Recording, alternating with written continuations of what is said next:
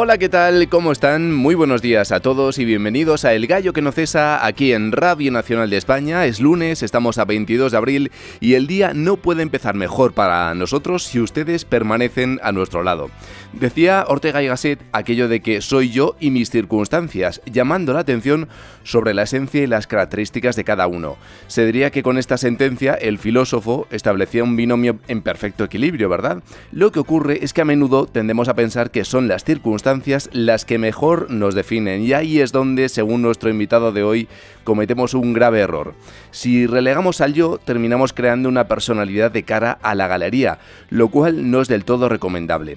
Argumentos como estos son los que hilvanan La cuna de la humanidad, el libro sobre el que hoy vamos a hablar con José Víctor Orón Semper. Él es asesor educativo en la Universidad Francisco de Vitoria y nos va a tratar de transmitir buenas pautas para interactuar con los hijos.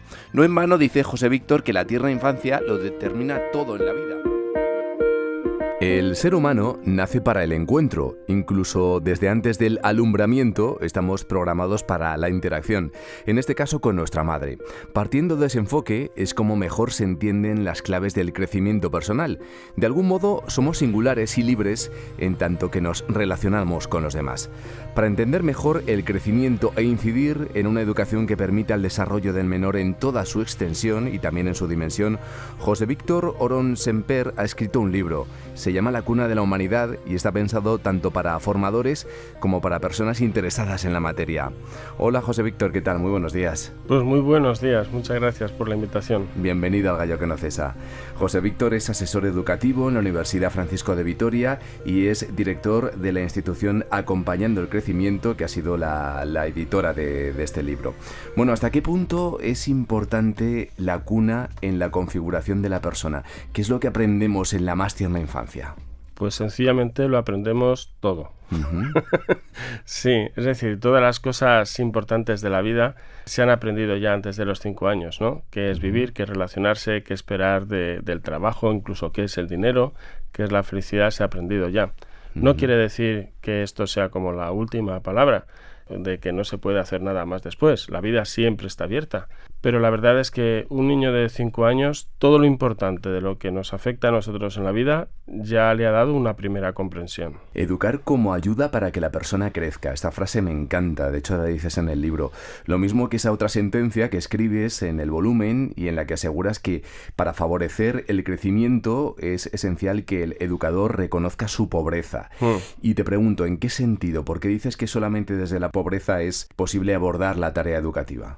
O sea, la pobreza en el sentido de que lo que se tiene que manifestar es la persona y no las riquezas de la persona.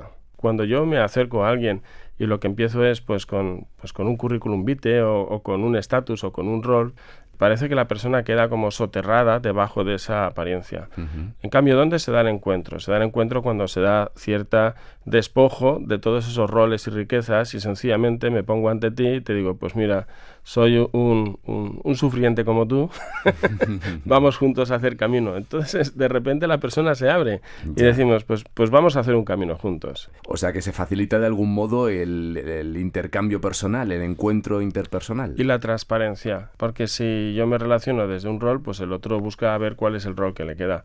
Pero si yo me relaciono como persona abierta, entonces el otro, pues bueno, podrá hacerlo o no, que también es libre, pero desde luego es la mejor plataforma para que el otro pueda abrirse. Lo decía yo hace un momento, José, el niño está 100% activo y te pregunto, ¿es la búsqueda del encuentro o la necesidad de encuentro lo que mejor define a la esencia o a la especie humana? Yo diría que sí, sin ningún tipo de freno. No sé si conoces, por ejemplo, el estudio que se ha hecho en Harvard, que lleva más de 80 años funcionando, donde al estilo americano evalúan a miles y miles de personas para los hijos, la segunda generación, la tercera generación, y ver cuál es el mejor predictor de una vida deseable. Y empiezan a ver pues la influencia socioeconómica, la salud, la cultura, todo. Y lo que acaban constatando es que la clave son relaciones interpersonales de calidad.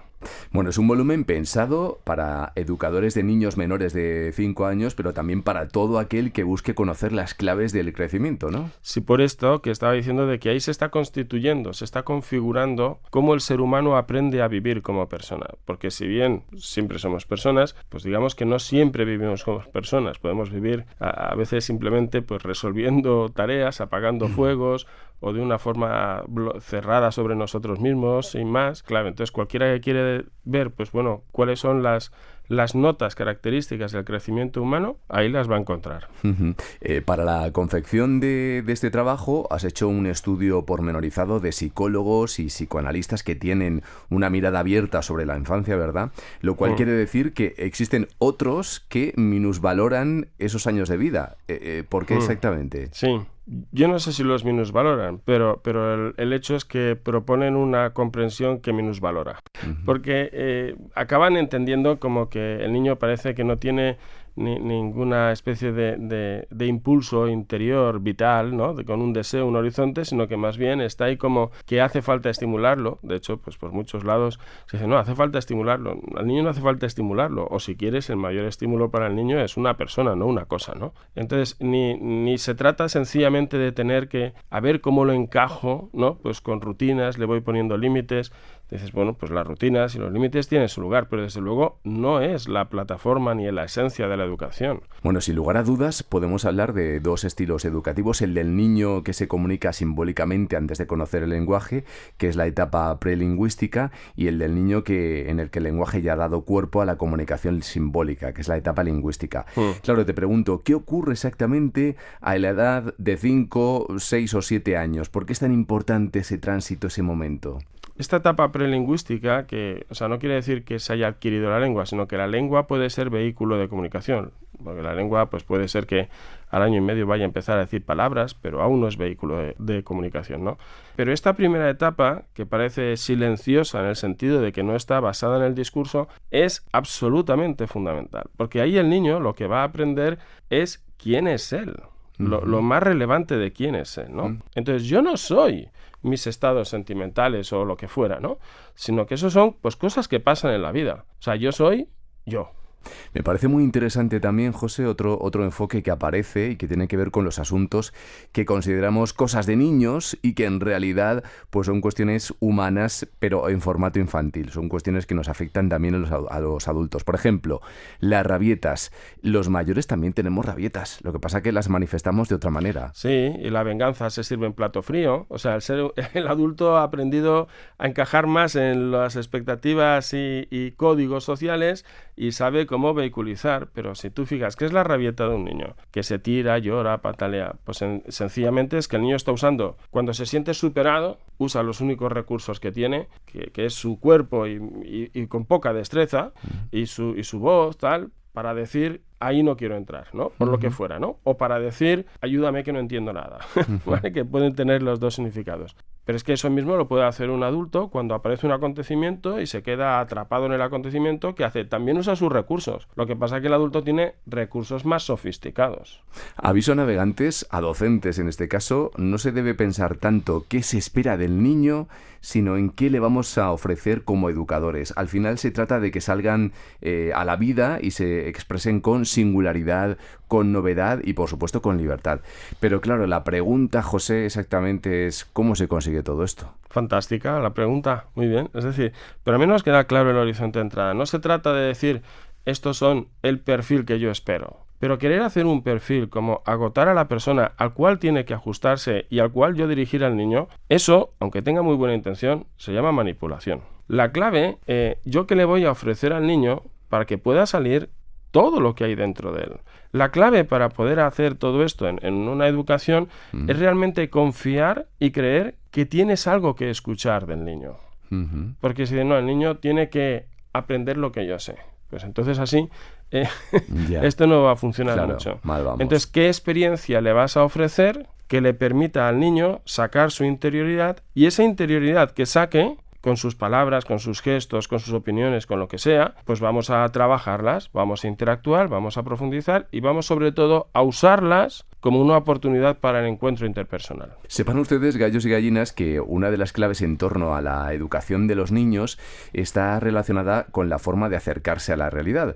Los pequeños van de lo general a lo particular, mientras que los adultos, con nuestra mentalidad analítica y demás, solemos proceder a la inversa, ¿verdad? ¿De qué manera nos puede ayudar esto a favorecer el crecimiento de los menores? No solo de los menores, sino para salvar a los adultos también. Porque en el fondo esto de que los niños van de lo general a lo particular es otra forma de decir que para el niño lo primero y lo más importante es qué pasa entre nosotros. Y después ya veremos todos los detalles de lo que hay que hacer, ¿no? ¿Qué pasa entre nosotros cuando me dices vamos a recoger esto? ¿Qué pasa entre nosotros cuando me dices vamos a ponernos a recortar? Porque luego lo que vamos a hacer es usar esas cosas para poder conocernos más, para poder interactuar más, tal. Uh-huh. Pues por aquello de continuar con elementos claves en ese sentido, vamos con un nuevo concepto que es el de la confianza.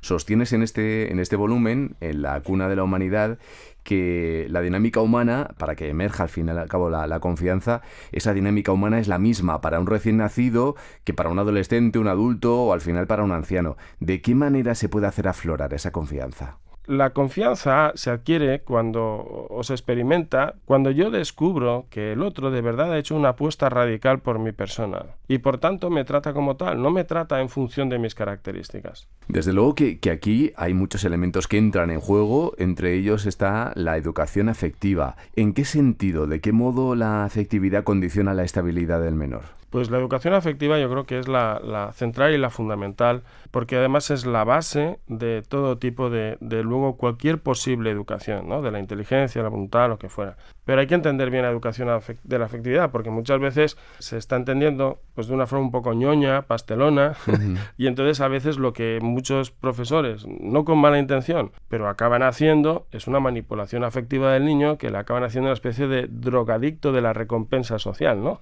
Ya. ¿Cuál es el lugar del afecto? Entonces, el primer lugar donde los niños lo aprenden es viendo pues cómo los cónyuges se tratan entre ellos. Y toda esta educación de la afectividad acaba aconteciendo con el niño a partir de realidades muy mundanas. Por ejemplo, o si se ponen a jugar al parchís, si ya tienen 4 añitos o 5, ¿no? Pues uno ganará, uno perderá. ¿Qué quiere decir ganar? ¿Qué quiere decir perder? Pues eso lo está aprendiendo el niño viendo cómo, por ejemplo, los padres reaccionan. Uh-huh. Porque si los padres al ganar se exhiben, ¿no? Y al perder se retrasan, ¿no? Sí. Entonces, ¿qué le están diciendo al niño? Hijo, tú eres tus éxitos o fracasos. Ganar una carrera o perderla, ganar una oposición o perderla, que la novia me diga que sí o que me diga que no, pues son cosas que pasan en la vida. Pero eso es muy difícil de aprender, sí, ¿eh? Claro. Pues para eso están los primeros años. Lo que pasa es que si tú fíjate que si los primeros años lo único que se está buscando es a ver cómo lo encajo, a ver cómo consigo que no me rompa, a ver cómo consigo que coma, me estoy perdiendo al niño. Bueno, pues ya lo ven ustedes, qué interesante es lo que nos cuenta José Víctor Orón Semper, el autor de este libro La cuna de la humanidad, editado por Acompañando el Crecimiento. Él es asesor educativo también en la Universidad Francisco de Vitoria. José, ha sido un placer. Muchísimas gracias y que tengas un muy feliz día. A ti, muchísimas gracias. Radio Nacional de España, la que quieres.